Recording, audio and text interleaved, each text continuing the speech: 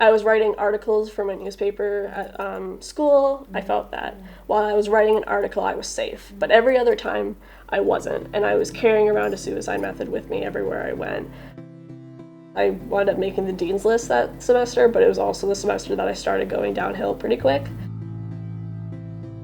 The winter break happened, and having no school, like nothing to really, turned out wasn't a good idea. Bad, very bad.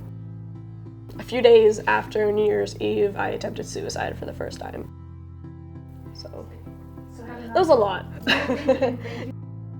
My university's counseling center diagnosed me with obsessive compulsive disorder on self-harm and suicide obsessions. The last thing I wanted to do was to hurt myself, but because I had the thought, I had this fear that I wanted to, which would cycle into like an anxiety, and then I'd be like, oh my gosh, do I really want to do that? Maybe I should check. How do I check that? I would essentially come back to the realization that no, I don't want to hurt myself. And then I'd have another intrusive thought, and then the whole cycle would begin again. So I would do that for hours at a time. 2017 was my most hospitalized year, and they really didn't know what to do with me. My social worker at the time, he was saying, you don't really have a choice, and if you don't get better, we're gonna send you to a state hospital.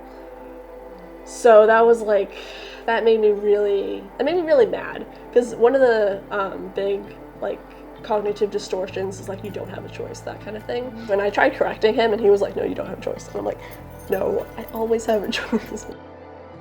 The depression came back worse than ever before. And I was actively suicidal. I was writing suicide notes in my journal. My parents were really concerned about me because I was going from very, very depressed to very, very calm, very happy. They called the National Suicide Prevention Lifeline, and they suggested to bring me to the hospital. And then from there, they recommended that I go to Pathways.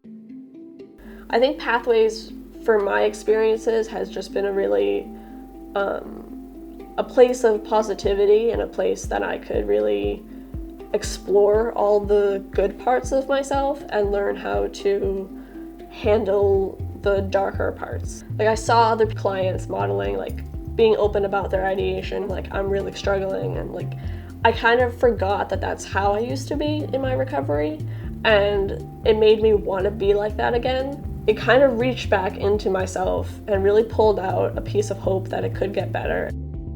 Like, a lot of the time I'm doing really well nowadays. Like, at Pathways, I've been going there for a year, and I mark a year out of the hospital. Which is the longest I've ever gone, so that's really, really exciting. I think DBT has helped immensely. Dialectical Behavioral Therapy, which is based in mindfulness practices and interpersonal effectiveness, emotion regulation, and distress tolerance. Even just trying to sit with feelings that are uncomfortable. Like, I had a crisis-ish kind of thing where, like, a couple weeks ago, and it was a terrible 15 minutes, but it was definitely a lot different, because a year ago, if I had had that, I would have been unstable for like 3 or 4 days. Being on a really good streak, hospital-free, I'm kind of having like a silent, like, sort of bet with myself. I'm like, how long can I make it? Like, can I make it to a year and a half? Can I make it to 2 years? And I've been able to really reshape my identity to being more recovery-based and more positive, and being able to find like positive attention and like be the center of attention. I like that a lot. So I have my blog, and I have my YouTube channel and things like that. Hey guys! And I focus more on just creating art and recovery-based projects that I have in mind that I want to create. I'm going to be doing some artwork. Before going to Pathways, I would be very unstable a lot of the time. Like, that was sort of my baseline. Now I have stability as my baseline. Like, it's really awesome.